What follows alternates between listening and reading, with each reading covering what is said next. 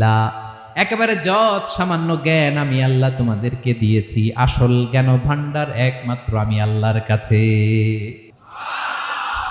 এজন্য জ্ঞানের বড়াই করা যাবে না। আল্লাহ বলে আমি যদি জ্ঞান দেই তাইলে তোমরা জ্ঞান পাও, এছাড়া জ্ঞানের কোনো মাধ্যম দুনিয়াতে।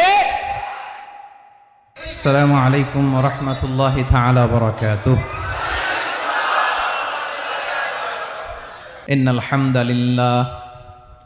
ইন্নাল হামদালিল্লাহি নাহমাদুহু ওয়া নাস্তাঈনুহু ওয়া নাস্তাগফিরুহু